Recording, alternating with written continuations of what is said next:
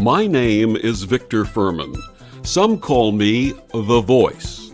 I've always been fascinated with human nature, spirituality, science, and the crossroads at which they meet. Join me now and we will explore these topics and so much more with fascinating guests, authors, and experts who will guide us to Destination Unlimited.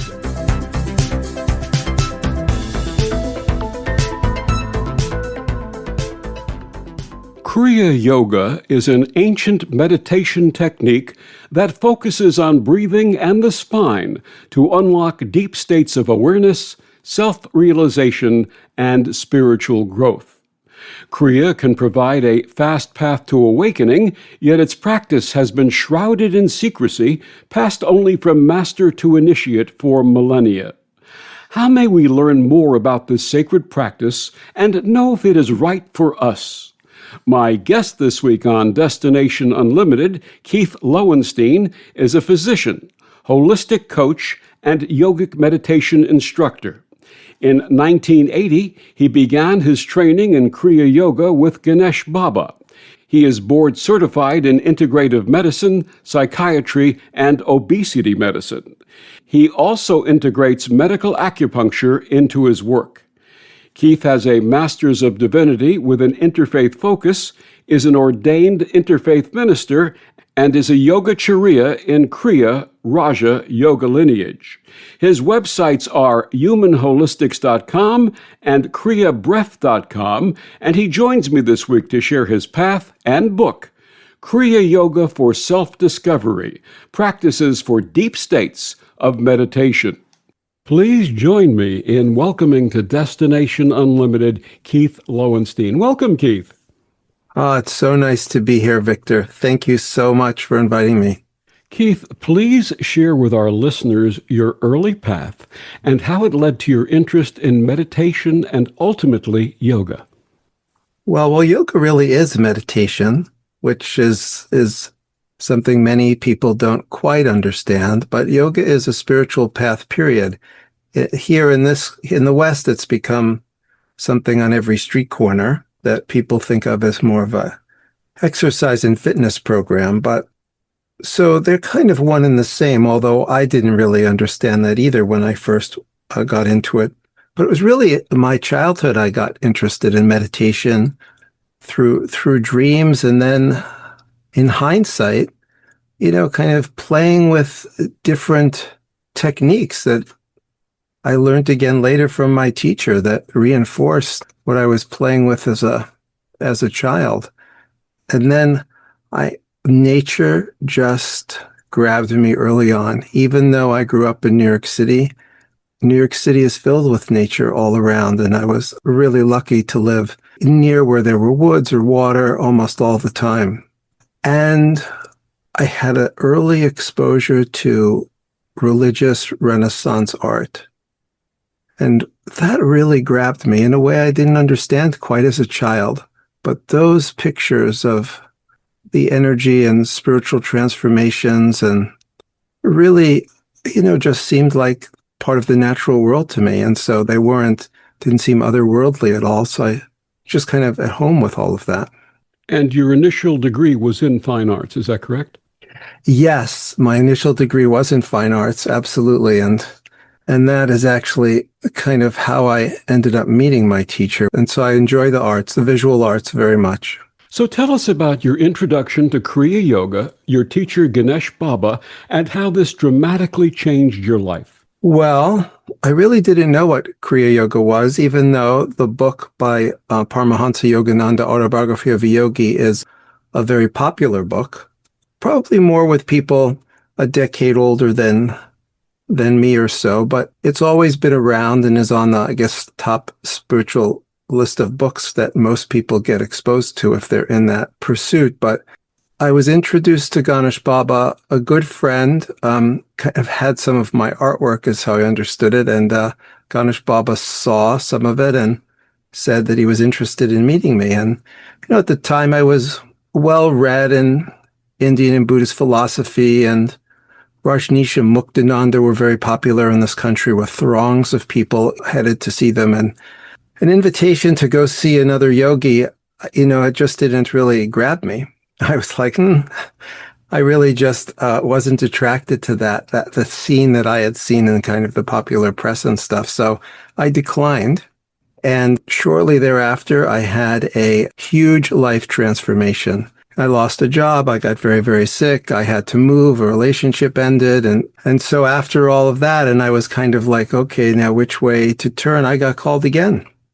He was in upstate New York at the time, and I went up to meet him. And, we kind of tested each other out a little bit, I think. And it was a very small situation, just a couple people around. And he had a small group of, maybe 10, 15, 20 max people around who kind of helped take care of him and knew him. I was 22 at the time. He was 87. And over a 3-4 month period of some kind of rapprochement going back and forth, I ended up really kind of dedicating myself to studying with him. What he taught me just really, really worked.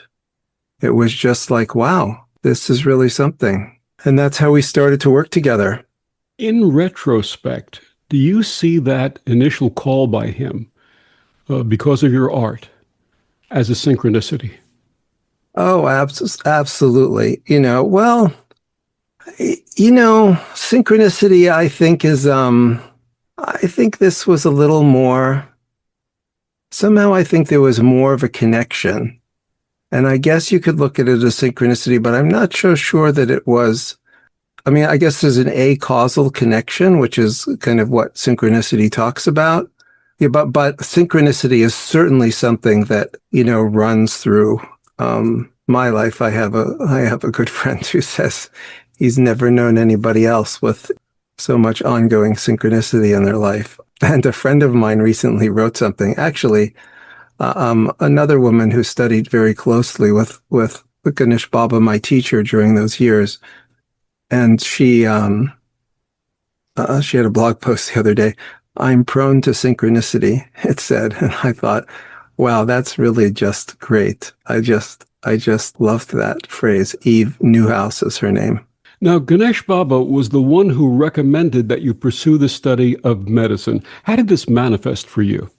Well, I started teaching very early on. He had me teaching Kriya with him within, months of meeting him. And I remember within 6 months, I signed up for anatomy and physiology class at the local community college to help me teach Kriya better, because it's a very physiologically based meditation technique. And at the end of that year, and I think at the end of that year, he kind of, turned to me and was like, well, now it's, and I was thinking about different graduate programs or different types of integrative health to pursue. But he said, no, now you have to go to medical school, allopathic medical school. You have to get an M.D.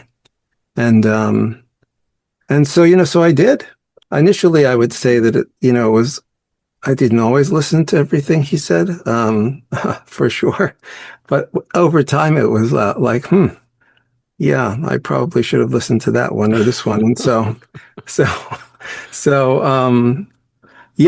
I looked around and, on how to do it, because my degree was in art and I needed some prerequisites for medical school and take the MCATs and this and that.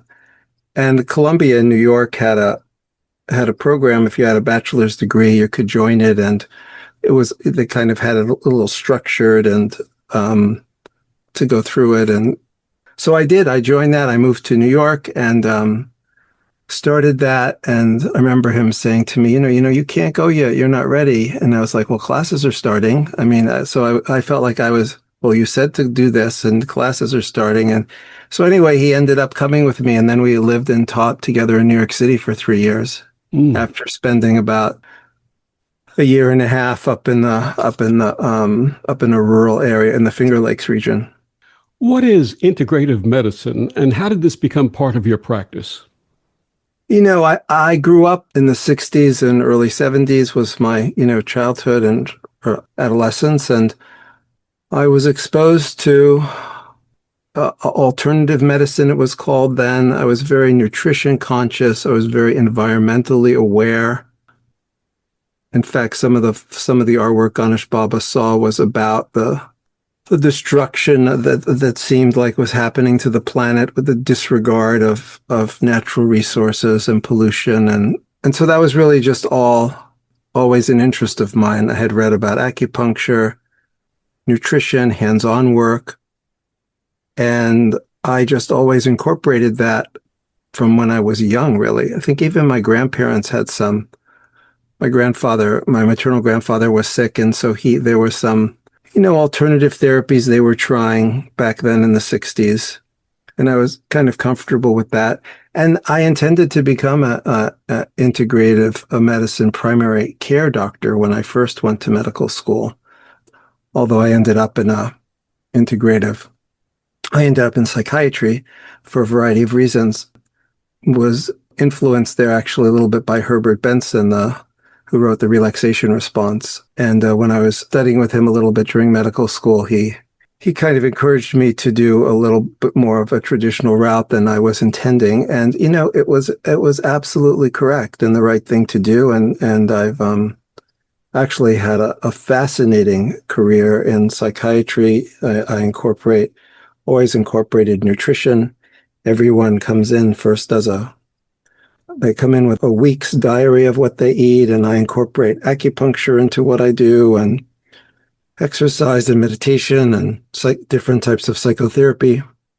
So, yeah. So that's how I got interested. And so I guess integrative medicine is really taking the best of everything and really trying to put it together from a scientific standpoint and not seeing different things as markedly different and techniques that don't necessarily complement one another, which can be often very effective.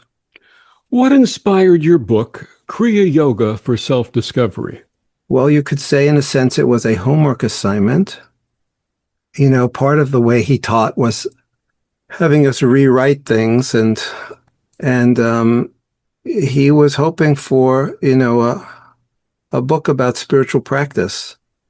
And, I certainly had hoped to do it decades earlier, but it was the moment to do it, and it was a very synchronistic affair. I realized as I was getting older that I had to, although I always taught for 45 years, I've been teaching this, not so much publicly, but I realized 10, 15 years ago, probably now 15 years ago, that, it was time to begin to make myself a little more available in a public way.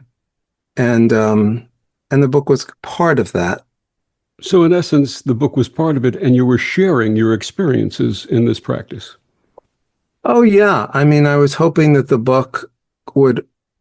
The other real, I guess, inspiration for the book is there were a number of books written on Kriya Yoga out there. And I thought that they were unnecessarily complex and really didn't give the essence of the practice, and certainly didn't pull it together in a more holistic and integrative way as I was taught it and how I teach it, after medical training, which, in hindsight, I think that was probably the project. That was probably my assignment overall, practice this deeply, because I was with him for a better part of 5 years, pretty much just sitting next to him and doing meditation. And so taking that, going into medicine, practicing, and then pulling it all together for the West. In fact, he wanted everything in English. So even some Sanskrit words he still used when I wrote the book, I moved them into English. And so that was his goal, to have it all in English. And so there was no kind of getting lost in what does this word mean or that word mean. You could really just go forward with the practice. Please tell us about your co-author, Andrea J. Lett. Oh, well, Andrea. So I was trying to find the time to write. And I had a few physician friends who were authors who wrote a number of books, and they're like, oh, we get help. We don't write our own book. Here's some names. And so over about 7 years, actually, I interviewed 7 different kind of co-writers. And then, none of it really clicked. And so here's a synchronicity story for you. So one day I got on Indeed, and I was like, wow, do people who write advertise on here? And yeah, and there were a couple people, and they were local. I wanted to do something local, not long distance. And I thought, okay. And so I wasn't quite ready. 6 months later, I got a postcard in the mail from Indeed. I thought, oh, it must be time to look. And boom, I looked, and there was Andrea, a little advertisement and her picture and her CV. And I didn't have to really deeply sign into that program because I could see her email like it was showing. So I emailed her, and we met for coffee, and really that was it. I think we met for coffee, and 3 hours later, she was like, wow, I better go, check on my daughter. So it was a good meeting to begin with. And we worked together and so she had a degree in, neuroscience and studied nutrition, and she taught yoga for 20 years, hatha yoga. So it was a very good combination, and she had some writing awards. So I worked with her trying to teach her Kriya, for a number of months. And then, she would write the book. And then one day she just said to me, Keith, I'm not going to be able to write this book. You're going to have to write it. And so I was like, okay. So then I spent like about, 2 weekends, 3-day weekends, and wrote 300 pages, just boom, it all kind of came right out. And then I gave her that and said, well, can you kind of organize this a little bit? And, she worked on it for a number of months and gave it back to me. And that turned out to be probably the first 50 to 60% of the book. And it went like that. So she was very instrumental in that. And we even taught together a couple of times, and she had great energy, and it was very easy to work with her when we taught together. We complemented each other well. So she also teaches sometimes. And, yeah, so that's a little bit about Andrea. Wonderful. As in all yogic practices, there's a lineage of master teachers. What is the lineage of Kriya Yoga? Kriya Yoga is really basic Indian meditation. You could think of it as the art and science of yogic meditation. And there's many lineages, and they all have slightly different names, but there's something called Patanjali's Yoga Sutras, pulled together about 2,000 years ago, 1,500 years ago, somewhere in there. Dating it's a little challenging. But it was the first kind of written compilation of the practices that were being handed down with oral tradition for many years. And Raja Yoga is really Patanjali's Yoga Sutras, and so is Kriya Yoga. It's one of those, one of the lineages from that tradition. Yoga kind of has 4 main traditions. There's Raja Yoga, which is a psychophysiological type of practice. That's Kriya. Kriya is one of those. It's got Bhakti Yoga, which is a very devotional form of yoga, much like Christianity is practiced. It's got Karma Yoga. A good example of that is Mother Teresa, who many people know about, and it has Jnana Yoga, which is more study of scripture, maybe a little bit more like the Hebrews do with the Torah. But those are kind of broad comparisons. And Hatha Yoga really is part of Patanjali's Yoga Sutras. That has 8 parts to it. And so the first 2 parts are kind of like the 10 Commandments. And then the third part is the 10 Commandments, or the Eightfold Noble Path. And the next part is the physical body, or asanas. And then it kind of, goes from there, the different stages.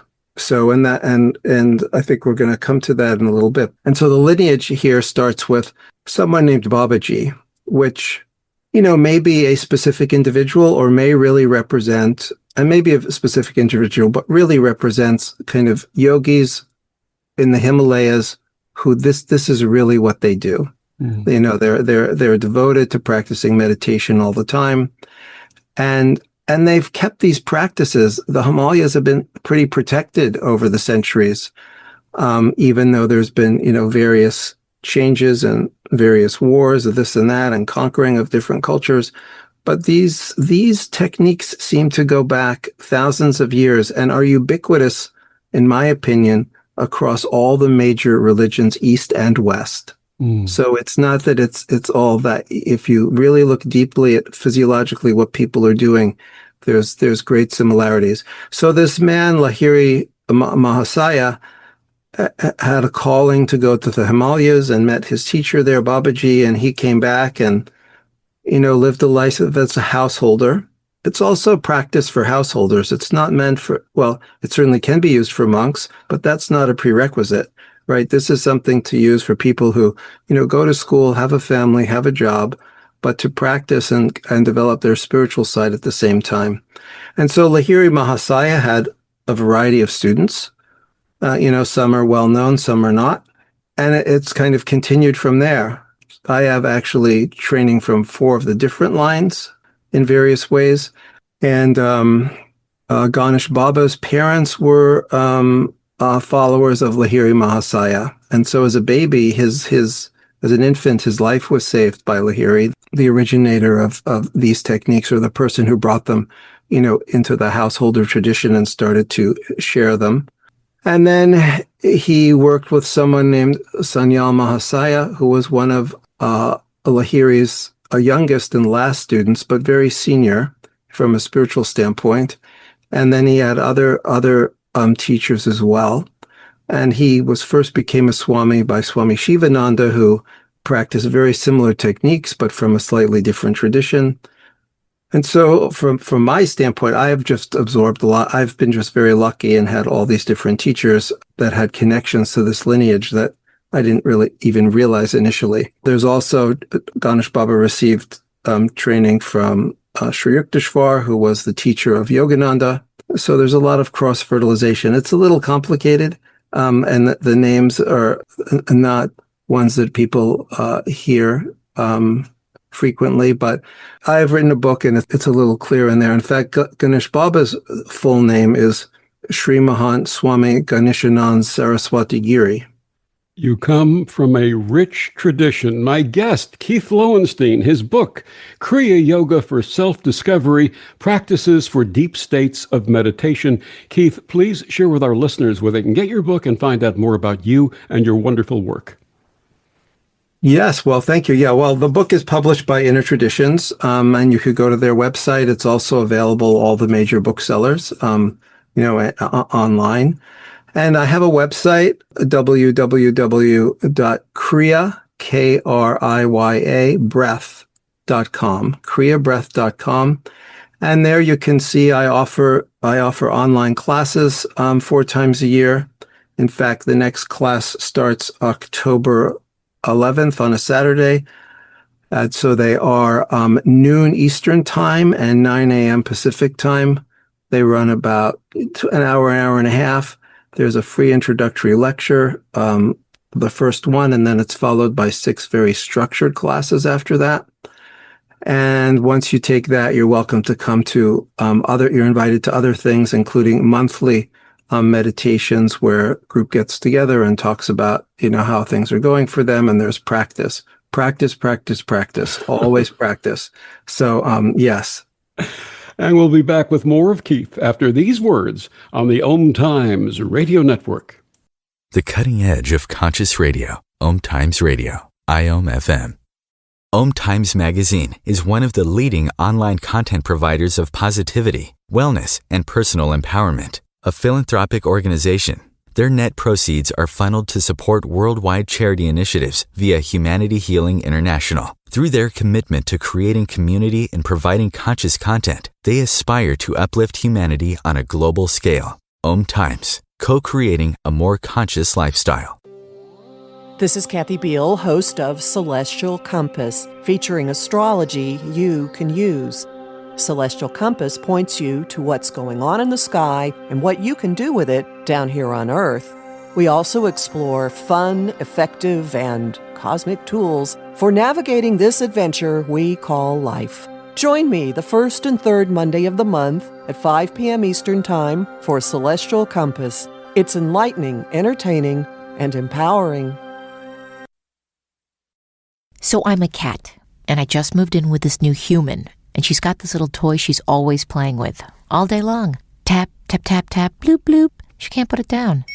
There it is. Oh, and get this. She even talks to it. Last week, she asked it for Chinese, and guess what? Egg rolls showed up. Like magic. Humans have cool toys. A person is the best thing to happen to a shelter pet. Be that person. Adopt. Brought to you by the Ad Council and the ShelterPetProject.org. Back on Destination Unlimited, my guest this week, Keith Lowenstein. We're talking about his book, Kriya Yoga for Self-Discovery, Practices for Deep States of Meditation. Keith, before we go on with the book, you had also told me you have a master website that has all of these things on it. What's that website? Yes, I have another website. It is called Human Holistics with an S at the end, humanholistics.com. Because I also have a master's in interfaith divinity, and so I do spiritual counseling there, and I do coaching. I work with physicians and burnout, and do really a holistic form of coaching for anybody, and can work on nutrition, lifestyle. I'm not there as a physician, but given my decades of work as a physician with multiple board certifications and all kinds of specialties, it really has informed that coaching practice and really can help people get back on track. And so those three things are there if you look, and there's a link there to the Kriya site as well. Wonderful. Now, what does Kriya mean, and how does the meaning sort of work into what we're talking about today? Well, Kriya kind of means work. And Ya can refer to breath or spirit.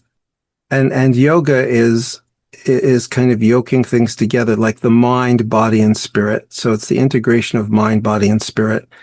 So in Kriya, we're really using the breath as well as other things.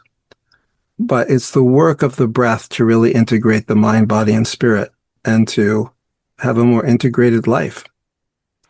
What is the importance of spinal alignment in Kriya Yoga? Well, many meditation techniques talk about sitting up, but that's about all they do. And I think it's really just kind of faded over the centuries, or over the millennia, really. But breath so it's intricately related to the nervous system. And the nervous system has different parts to it, right? We have the voluntary part, like we can move our arms, we can think, but there's a whole nother part called the autonomic nervous system or automatic nervous system that is digesting our food, making our urine, pumping our heart. Thank goodness we don't have to remember to do all of that stuff, right? So, and breathes for us, but the breath, and so this all happens in the brainstem, kind of a very old, kind of ancient part of the brain. Goes back to reptiles. But the breath, we can reach right into that center and modulate it through the breath. So one of the things that happens in that center is the fight or flight response can get activated, which many people are aware of when we're stressed or this or that. And so the breath really helps build up the other side of that nervous system, the more restorative and relaxing side of that nervous system. So the sympathetic speeds things up, the parasympathetic kind of slows it down. And we have nothing in our culture that helps us with the parasympathetic side. Everything's go, go, go, go, go, go, go. So by sitting straight, it allows us to breathe fully. Because if we're hunched over, our lungs, which come all the way up to above our clavicles, can't really fill up. So the practice is very breath focused, and you learn these breathing techniques to just help you just learn to deliciously love your breath and play with it in just, wonderful and creative ways. And that's just really makes a huge change for people. And it's something that they can, grab onto fairly quickly. And it's regardless. And anyone in a similar state of health will experience similar changes from the techniques. So, and it's only, one of the techniques, but breath is just so powerful. And the diaphragm is also negatively affected by poor posture. And that's our main muscle for breathing. And it connects actually to the lower ribs, but also connects to our low spine. And so if our lumbar spine isn't right and we're hunched over and our rib cage is collapsed and our balloons, these two big, beautiful living lungs like that want to fill up fully, just can't.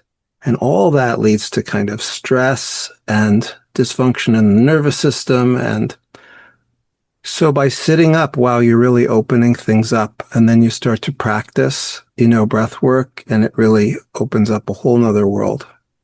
If someone has back issues, will this practice help them? Depending on their back issue, right? They'll need to work with whoever they're connected with. So, sometimes a physical therapist can be very helpful. Sometimes all you need is massage. Sometimes you need more than that. You need an osteopath or even more intensive work, depending. But physical therapy is a good way to start. But you have to build up the muscle slowly in your back. But regardless, as the years go on, so a healthy, uninjured 20-year-old should be able to handle this with a little discomfort. But, a 60-year-old who has some degenerative change and maybe he's had an injury or some genetic, contributions, it's a little bit harder. And, having some support and not pushing things because you don't want to hurt yourself is very important. But any change that increases your ability to for respiration and helps your posture, because also your nervous system clearly functions better when you're in these states and in deep states of spiritual engagement. Your posture can really significantly change just by itself. But even if you're, someone with bad osteoporosis who's maybe 82, right? If they, have a little bit of support and they start to breathe and they get just a little bit more movement, wow, they do get a great sense of relief. Now, are they going to be a great Kriya yogi? We do have some physical limitations here. But Kriya yoga isn't the only technique for these things. But what Kriya does is it really kind of takes the natural kind of physiological changes that occur in spontaneous spiritual experiences, and we teach ourselves how to get ourselves into that state of receptivity through our body and mind, and then we can experience it that way. So, and then there's all kinds of practices, and they're all valid in their own right, and different practices work well for different people. Even in Kriya, there's 4 main practices that we focus on to begin with. And, people are going to have different resonance with different ones. They can play a little bit more with one. And that's the other thing. It's not a very rigid routine. There's flexibility in play. It's a creative process of integration. So it's like learning a sport. You learn kind of these different practices and you practice them, drills like you were going to do if you were going to learn baseball. You'd learn to throw and catch and run and the rules. And then you sit down and then you can play the game. And boy, playing the game of meditation is really just wonderful. And it just gets more and more and more interesting as the years pass.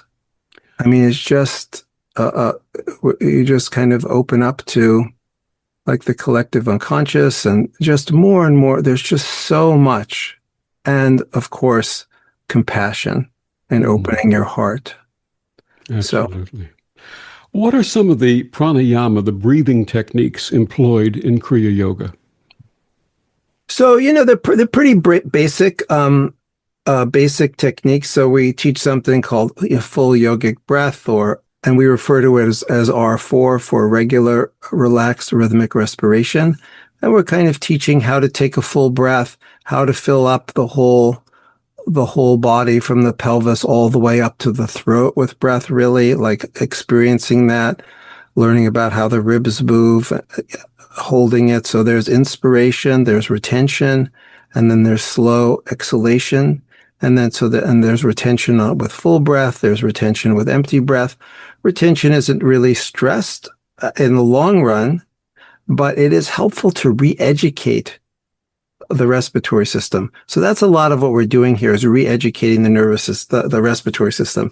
So the names that they've been assigned to keep it in English is jet breath, ocean breath, and vacuum breath. And what are those? For people who have some pranayama experience, pranayama is the name of breathing exercises. That's what that means, right? Breathing exercises. So jet breath is Kapalabhati, and it's a rapid breath, kind of like breath of fire, shining skull breath, or similar. Ujjayi breath is ocean breath, and that's when you're working with kind of vibrations in the back of your throat and your nasal cavity. Vacuum breath is a modified Uddiyana Bandha, which is again, using abdominal muscles and using them in a different way with some retention with empty lungs. And you kind of practice those other ones to help you get into deeper states and really for your lungs to get accustomed to being more expansive. And, after some work with that, wow, you breathe completely different, and you're in this just beautiful flow. And it very quickly changes how you feel and your ability to concentrate and your presence. And really the only thing that we can control to any great degree is our attention. And this breath work really helps us, learn how to do that. Are there mantras in this practice?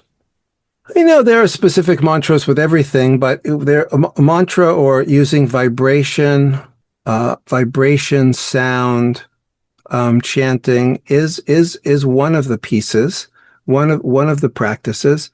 And Om is really, what we use as the most basic, and it's thought to be really the most universal. So you can think of Om as, the Bible says in the beginning was the Word. What was the Word? What is the Word? So I think of it as vibration. In the beginning, there was an initial vibration. Something happened, right? Something started to vibrate. And so what are we getting at here? What is God?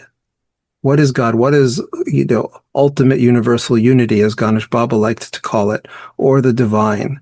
What are we touching? People touch it. People experience deep love when they touch it. What is that? How is it? And, the way, from a scientific viewpoint, the way I think of it is, it's when we just can get so still, as Yogananda puts it, when the searchlights of our 5 external senses are turned inward, the nervous system then starts to work completely differently. All the parts start to communicate differently. We get very still, and we get close to perceiving that stillness, that initial vibration, that Om, the word, that kind of sense. And it's so familiar to us. It's like, oh my God, it's like, there's such a deep recognition. It's like, oh, I'm home. Like, this is really the place. And that's where all the love just pours in, because just the unity of everything just is so clear. Om is a way, one way. Absolutely. How does meditation in Kriya practice differ from other practices? I think the way Ganesh Baba taught Kriya is very creative and lets you really play. So the way I like to teach it is, master the basics, or as best you can, which is, posture, breath, third eye concentration and playing with vibration. Master the basics. And we refer to them as the 4 V's: verticalization, ventilation, visualization, and vibrationalization. Master the 4 V's and play with the edges, and start to see kind of where you go. Every practice is a little bit different, and every tradition, or not even the traditions, because every tradition has multiple lineages, right? And they all kind of focus on one little piece or another. But, everybody for meditation, most people sit. I mean, the Sufis dance. In Qigong, there is movement. Qigong is like Kriya in motion. It's, beautiful. But it's a sitting practice. And I see it as a foundational practice that no matter what you do, actually, if you learn this and put your practice on top of it, you will really accelerate. And that's how it was first explained to me, that this is kind of an accelerated process. And for me, it was a way to really learn to connect kind of on demand, so to speak. And then, to be able to do that more and more over time, as opposed to waiting for synchronicity to kind of happen for those moments. So it's a way to kind of flow with synchronicity and to bring more of that in your life, because you're a little more in tune with the energies that we don't necessarily pay attention to, because they're not as much in the physical realm, the space-time continuum, so to speak. My guest is Keith Lowenstein. His book, Kriya Yoga for Self-Discovery, Practices for Deep States of Meditation. We'll be back with more after these words on the Om Times Radio Network. Humanity Healing International is a small nonprofit with a big dream. Since 2007, HHI has been working tirelessly to bring help to communities with little or no hope.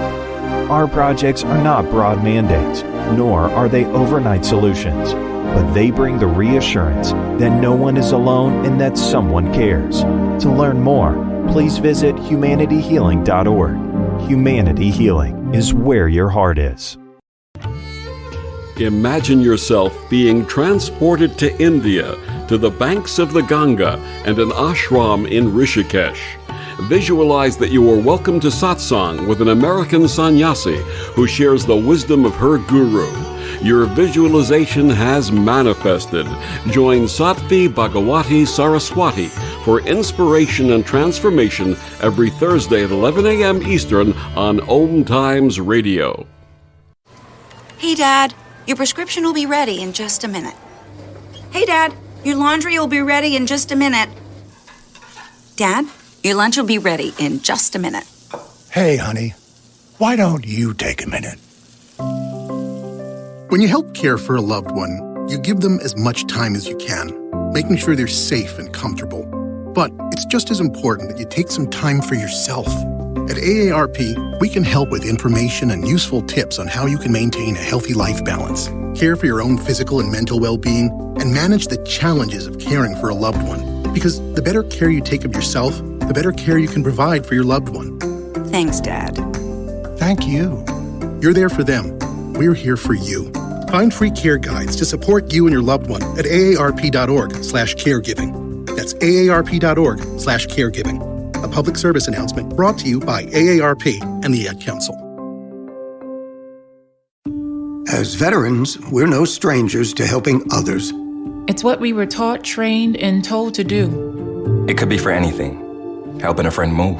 Listening to a fellow veteran for hours, at any hour of the day. Or just simply making time for people. A neighbor, a loved one, or even a stranger. We're often the first to help others. There's no question about it. But we do have one question for the veterans listening. When was the last time you reached out for help? Perhaps it's time to do for yourself what you would do for others. If you or someone you know needs resources, whether it's for stress, finances, employment, or mental health, don't wait. Reach out. Find more information at va.gov/reach. That's va.gov/reach. Brought to you by the United States Department of Veterans Affairs and the Ad Council.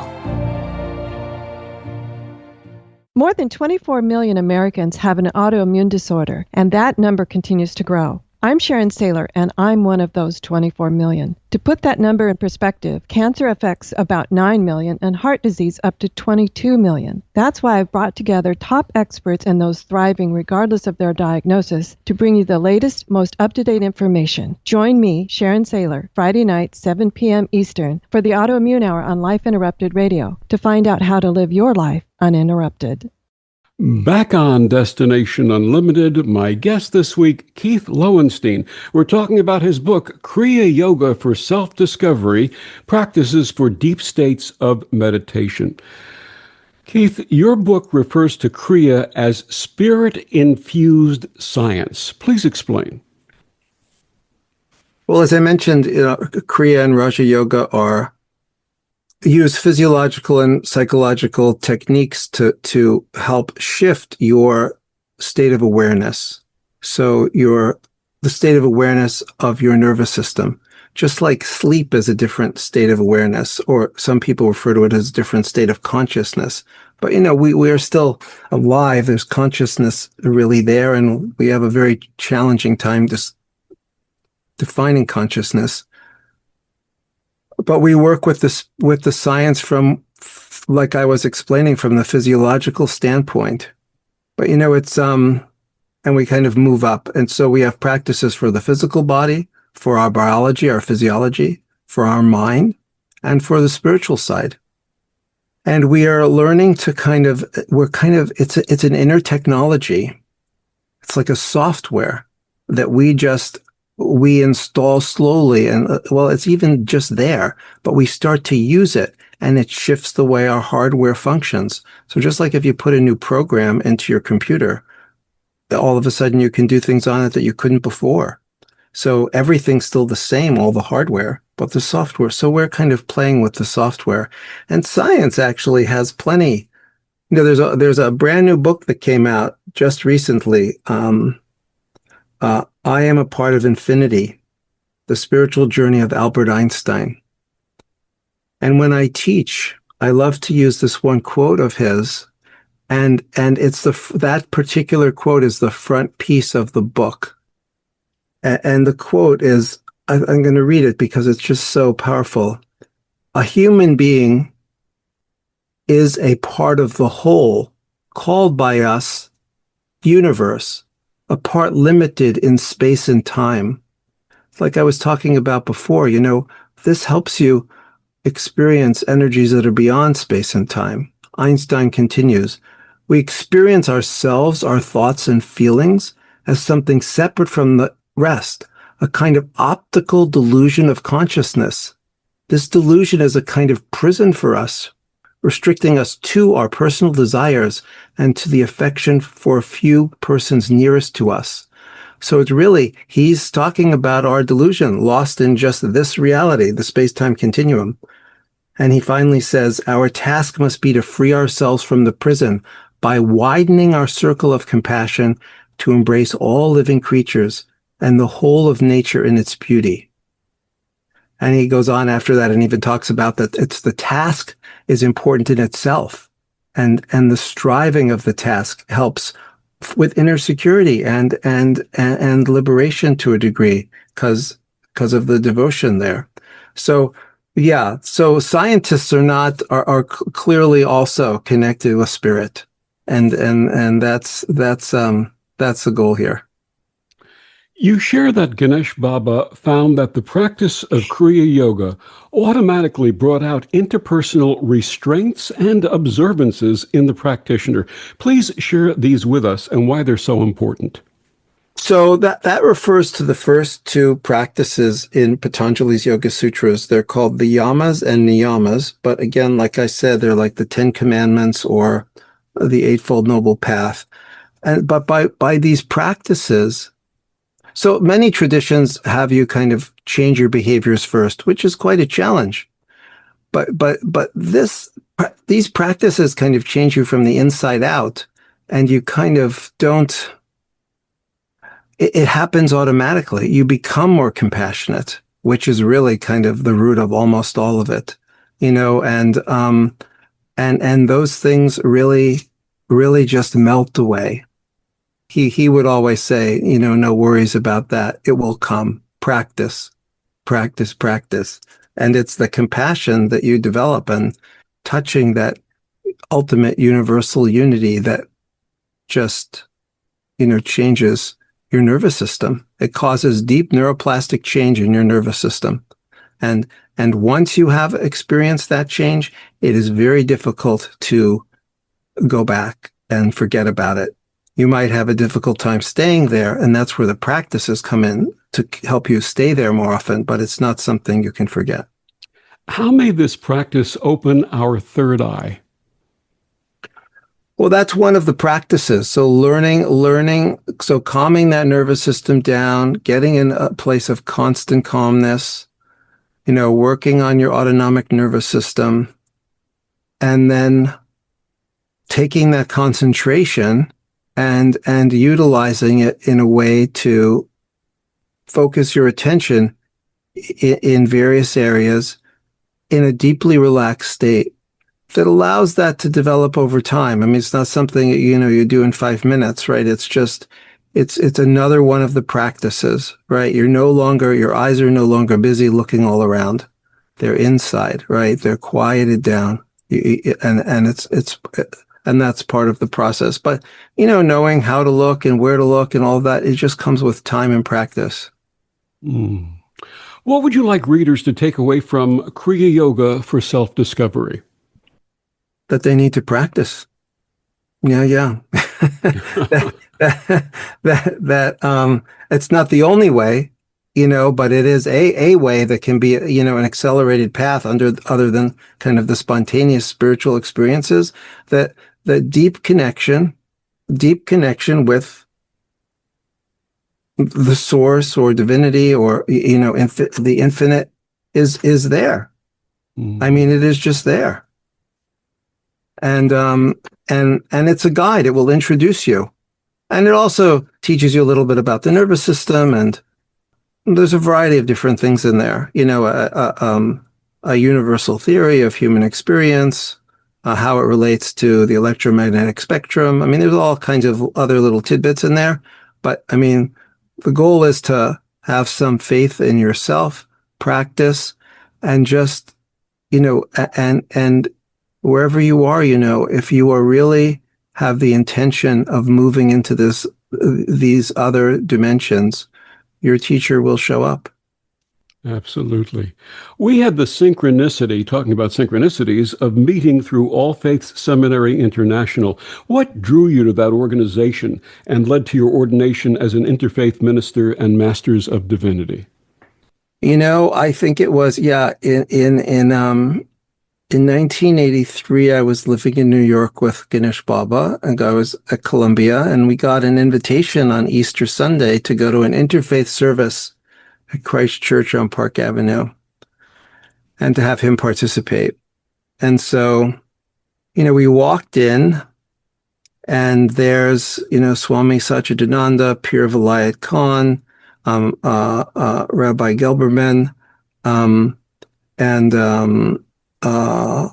Stendhal Rast, and Ganesh Baba, participated in the service with them. So I spent the day with all of them, and it was also my birthday that year, which was, kind of, a wonderful thing. And so I met Rabbi Gelberman. Rabbi Gelberman would have regular discussions with Swami Satchidananda. They broadcast regular meetings where they would talk about interfaith discussions, and Rabbi Gelberman started a number of interfaith seminaries over the years. And I remember at the time thinking, wow, I would really like to kind of pursue the interfaith studies. But to be in New York, and during my pre-med time, I didn't have time to do that, and then I was gone from New York. But then COVID happened and it went online, and I was like, wow. So I reconnected with them and was able to pursue that. So that is how that came about. And we have the pleasure of being trained and ordained through that same lineage, for which I am so grateful. Yes. I mean, it's really just a beautiful program that still goes on, and I'm now actively involved there and teach there, and spearheaded the start of a new program that has this wonderful part of it called the Seeker's Compass, a program that focuses on mysticism. They have programs that focus on A Course in Miracles. There's a rabbinical track. There's an interfaith track, and now there's this mysticism track where you can become a minister, pursue a master's, a doctorate in all these fields. And I work there on the mysticism program with Reverend Bud James, who's wonderful, and it's a very interesting program. Absolutely. And it's through that organization that you and I had the synchronicity of meeting and having this blessed connection, and for which I'm so grateful. My guest, Keith Lowenstein, his book, Kriya Yoga for Self-Discovery, Practices for Deep States of Meditation. Keith, once again, please share with listeners where they can get your book and find out more about you and your amazing work. Yes. So kriyabreath.com or humanholistics.com. You can look up both of those. My book is available at the publisher, Inner Traditions, or wherever you enjoy buying books online, or at your local bookstore. And if you're interested, please don't hesitate to reach out. You could reach me through either of those websites. And I wish you all the best in your travels and your pursuits. Keith, thank you so much for joining us and sharing this wonderful journey that you've taken and all of the blessings and teachings that you've received and continue to pass on today. Thank you. Thank you, Victor, for having me. This was really an honor. And thank you for joining us on Destination Unlimited. I'm Victor, the Voice Furman. Have a wonderful week.